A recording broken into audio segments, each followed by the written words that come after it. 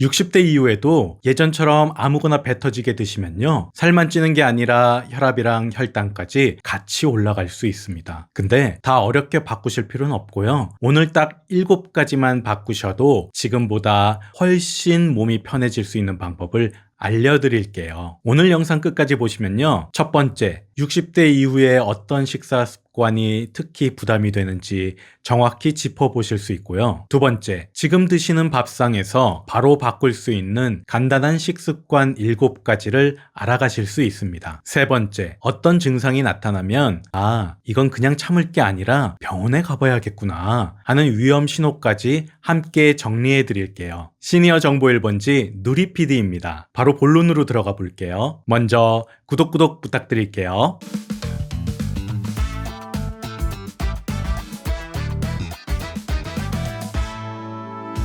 우리 어르신들 이런 말 정말 많이 들으셨죠? 이것도 먹지 마라, 저것도 먹지 마라. 근데 정작 그럼 나는 지금 어떻게 먹어야 하나, 이게 더 답답하셨을 거예요.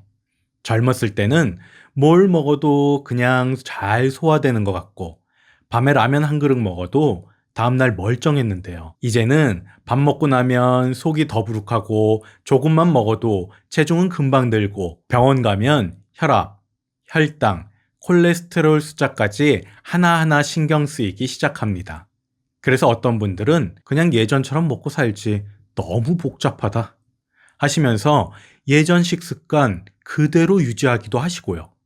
근데 60대 이후에는 예전처럼 배 터지게 드시고 식후에 달달한 거 챙겨 드시고 여기에 짠 국물까지 싹 비우는 식사가 당장은 괜찮아 보여도 나중에는 혈관과 심장과 콩팥에 꽤 큰 부담이 될 수 있습니다.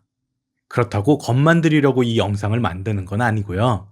오늘은 이건 하지 마세요가 아니라 이렇게만 바꿔보시면 좋겠습니다 하는 마음으로 현실적으로 지키기 쉬운 7가지를 차근차근 정리해 드릴게요. 우리의 몸을 하나의 집이라고 생각해 볼게요. 밥, 빵, 국수와 같은 탄수화물은 집을 움직이게 해주는 연료이고요. 생선, 두부, 콩, 계란, 살코기 같은 단백질은 집을 떠받치는 기둥입니다. 그리고 채소와 물은 기름때 낀 배수구를 씻어주는 청소물 같은 역할을 해요.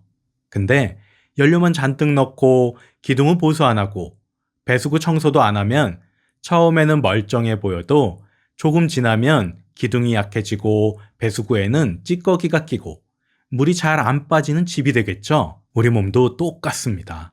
흰쌀밥, 빵, 과자 같은 연료는 많은데 단백질과 채소, 물이 부족하면 근육은 자꾸 줄어들고 혈관에는 기름때처럼 찌꺼기가 쌓이고 속은 더부룩해지기가 쉽습니다. 그래서 60대 이후 식사는 얼마나 많이 먹느냐보다 무엇을 어떤 비율로 얼마나 천천히 먹느냐가 훨씬 더 중요해집니다. 그리고 한 가지 꼭 기억하셔야 할 게 있어요. 지금 드시고 계신 약, 가지고 계신 질환에 따라 어울리는 식사법이 사람마다 조금씩 다릅니다. 이 영상은 어디까지나 우리 어르신들을 위한 일반적인 건강 정보고요. 당뇨, 심장, 신장, 간 질환처럼 특별한 질환이 있으시거나 여러 약을 함께 드시는 분들은 반드시 담당 의사 선생님과 상의해서 본인에게 맞는 식단을 조정하시는 게 제일 먼저다. 이 점도 같이 기억해 주세요. 자, 이제부터는 이건 정말 줄이셨으면 좋겠다 하는 습관 3가지 먼저 짚어볼게요. 첫 번째, 배 터지게 드시는 습관입니다. 아까워서 남기질 못하겠다. 이왕 먹는 거 배부르게 먹지 뭐. 이렇게 한 끼를 너무 많이 드시면 혈당이 확 올라갔다가 푹 떨어지면서 심하게 졸리고 속도 더부룩하고 고혈압과 당뇨 있으신 분들은 혈관과 심장에 부담이 크게 갈 수 있어요. 그래서 이제는 배가 빵빵할 때까지가 아니라 적당히 찼다 싶을 때 멈추기. 이게 첫 번째입니다. 두 번째, 식후마다 달달한 음료, 빵, 과자를 찾는 습관이에요. 밥은 적게 드시는 것 같은데 식후에 믹스커피, 과자 한 봉지, 빵이나 케이크 한 조각, 이게 거의 매일 들어가면 체중이 쉽게 늘고 혈당 관리가 훨씬 어려워집니다. 나는 밥은 많이 안 먹는데 왜 살이 안 빠지지? 하셨다면 이 달달한 습관이 숨어 있을 가능성이 큽니다. 세 번째, 짠 국물, 젓갈, 장아찌 위주의 식사입니다. 국과 찌개 국물을 끝까지 다 드시고 젓갈 장아찌를 밥도둑이라고 하면서 자주 찾다 보면 나트륨이 많이 쌓이면서 혈압이 올라가기 쉽고 심장, 콩팥이 빨리 지칠 수 있어요. 그렇다고 맛도 없이 먹고 살라는 말이냐? 이건 아니고요. 완전히 끊자는 게 아니라 지금 드시는 양의 반만 줄여보자. 이렇게 생각해 보셔도 몸에는 큰 도움이 됩니다. 이제부터가 오늘의 진짜 핵심입니다. 지금부터 말씀드리는 7가지 식습관을 한 번에 다 하실 필요는 없어요. 이건 나도 해볼 수 있겠다 싶은 것 한두 가지만 먼저 골라서 오늘 저녁부터 바로 시작해 보시면 됩니다. 습관 1. 배 터지게 말고 살짝 모자라게. 배가 100%꽉 찼다 싶을 때까지 드시는 게 아니라 한두 숟가락 더 먹을 수 있겠는데 여기서 멈출까? 이 느낌이 올 때 수저를 내려놓으시면 제일 좋아요. 조금 아쉽다 싶은 선에서 식사를 마치는 게 오히려 속도 덜 더부룩하고 혈당과 혈압도 덜 튀게 도와줍니다. 습관 2. 밥보다 반찬 구성을 먼저 생각하기. 오늘은 밥을 숟가락으로 두어 숟가락만 줄여보시고요. 그 자리에 나물, 김, 배추, 시금치 같은 채소 반찬, 생선, 두부, 계란, 콩, 살코기 같은 단백질 반찬, 이렇게 반찬을 하나라도 더 올려보는 겁니다. 오늘 내 밥상에 채소 반찬이 하나라도 있나? 단백질 반찬이 하나라도 있나? 이렇게 한 번씩만 확인해 보셔도 이미 큰 변화예요. 습관 3. 단 음료, 빵, 과자와는 거리 두기. 커피 믹스, 달콤한 음료, 빵, 과자, 완전히 끊자는 얘기는 아닙니다. 매일 드시던 걸 일주일에 한두 번으로 줄여보시고 드실 때는 양을 반으로 나누고 가족과 나눠 드시고 천천히 오래 씹어 드셔보세요. 매일을 가끔으로 바꾸는 것만 해도 몸은 금방 알아차립니다. 습관 4. 물 한 번에 많이 말고 조금씩 자주. 나이가 들면 목마름을 잘 못 느끼셔서 물을 까먹기가 쉽습니다. 그래서 목이 말라서 찾기 전에 컵으로 한두 모금씩 조금씩 자주 드셔보시는 게 좋아요. 다만 심장이나 신장 질환으로 물 양을 제한하신 분들은 반드시 담당 의사 선생님께 허용되는 양을 먼저 확인하시는 것이 가장 안전합니다. 습관 5번째. 짠맛을 조금 덜 느끼는 연습입니다. 국과 찌개는 국물은 맛만 보시고 건더기 위주로 드셔보세요. 젓갈 장아찌는 예전에는 숟가락으로 크게 떠 드셨다면 이제는 젓가락으로 조금만 집어서 드시는 연습을 해보시면 좋겠습니다. 처음엔 싱겁게 느껴져도 한두 달 지나면 입맛이 새로운 보통에 천천히 적응하게 됩니다. 습관 6번째. 단백질 반찬을 하루 한두 끼는 꼭 챙기기. 나이가 들수록 아무것도 안 해도 근육이 줄어듭니다. 그래서 하루에 한두 끼 정도는 생선, 두부, 계란, 콩, 살코기 같은 단백질 반찬이 있는지 꼭 확인해 보세요.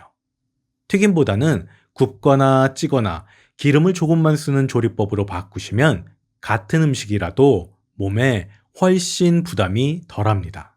습관 7번째. 야식, 늦은 식사 줄이기.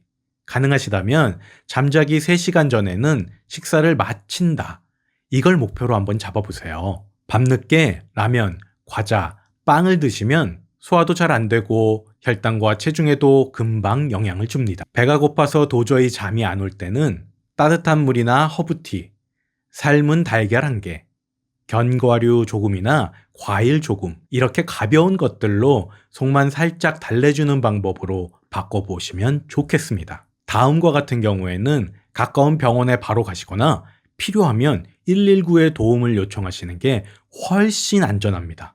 첫 번째, 식사 후에 갑자기 가슴이 심하게 조이듯이 아프거나 숨이 차고 식은땀이 줄줄 난다. 이럴 때는 소화가 안 되나 보다 하고 넘기지 마시고 바로 응급실이나 119를 생각하셔야 합니다. 두 번째, 식사 전후로 갑자기 한쪽 팔이나 다리에 힘이 빠지고 말이 꼬이거나 입이 한쪽으로 돌아가는 느낌이 든다.